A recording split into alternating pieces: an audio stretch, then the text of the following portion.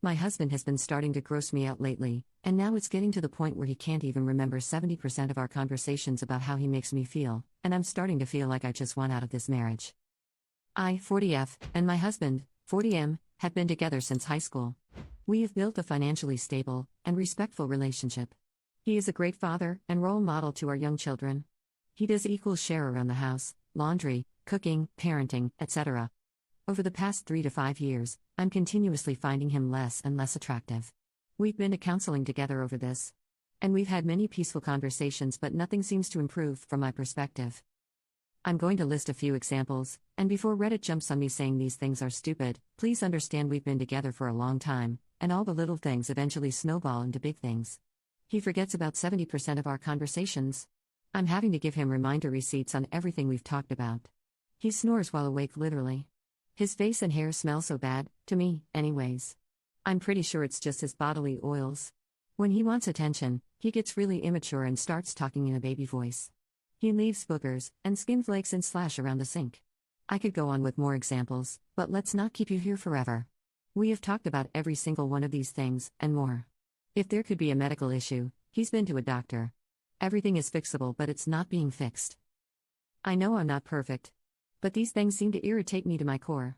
I feel like screaming at the top of my lungs, bashing my head through a wall. That's dramatic, but I feel desperate. This cannot be the rest of my life. How do I get over this?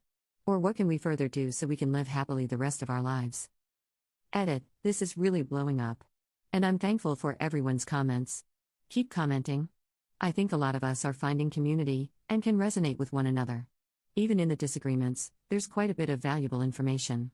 There's a lot of actionable items I am considering as I plan my next move. More medical checkups/specialist appointments, therapy, HRT, big girl conversations, etc. Many balls are up in the air, and I will come back to do an update once I have the ducks in a row. Update. First, thank you to everyone who commented and took the time to share insight. I read as much as I could. As a newbie Redditor, it was pretty overwhelming.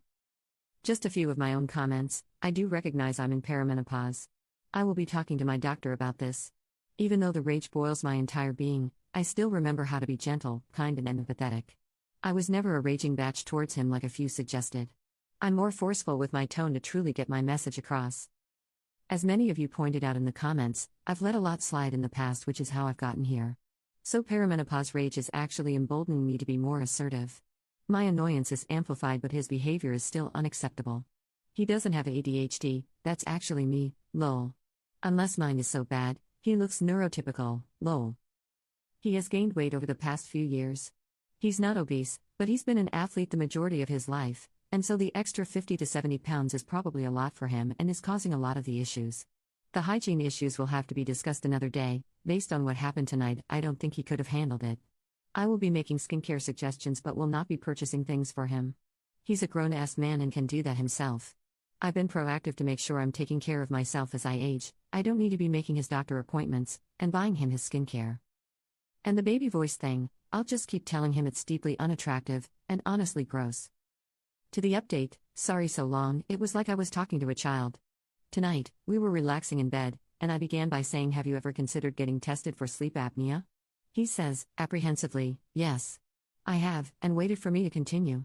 I said, I've been doing some research and I'm wondering if maybe you have it because of the snoring while being wide awake. He said he would like to try exercise first because he knows that's where a lot of his breathing problems stem from.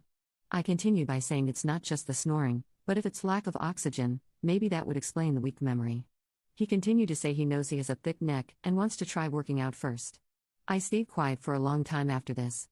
Eventually, I said, you've been saying you want to exercise for a long time and it hasn't happened.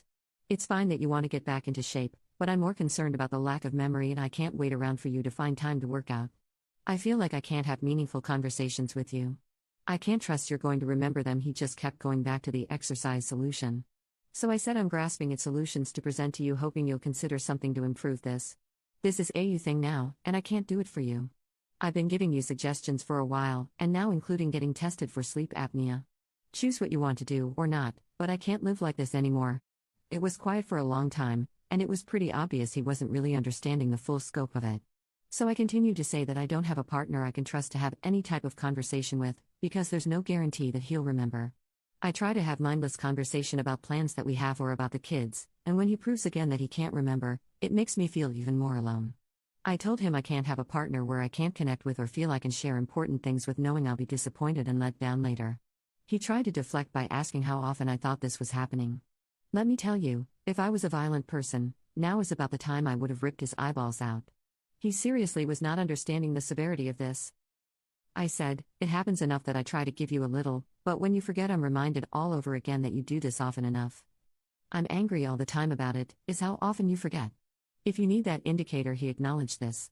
I asked him if he noticed the majority of our conversations over the past few years happen over text. I told him this is because I think if it's in writing, at least he can go back and reread it and remind himself. This is why I don't want to talk to him in person anymore. He deflected again by saying he thought we texted more because the kids aren't around and it's easier to focus and have conversation. He thought I wasn't talking to him in person because I'd rather be on my phone or reading. I told him I do those things because I don't want to talk to him in person. I finally said he needs to figure this out because I can't live like this. It's lonely and isolating. I can't talk about anything from silly, meaningless things to more serious issues. I need a partner who's stepping up for me and wants to have an integrated life. When I feel disconnected from him, it seeps into every other aspect of our relationship, and there's no connection happening anywhere because of this. I reminded him to choose what solution he wants to explore, but I won't be providing any more suggestions. This is a him thing to fix. And if it doesn't get it figured out, I don't think I can survive the relationship. I left it at that. He rolled over and didn't say anything. So, I guess, the decision is on him now. I hope my message was clear. I don't know if he'll actually pursue anything, but I know if nothing changes I am done with this marriage. I didn't truly feel how lonely I am until I was trying to express that to him tonight.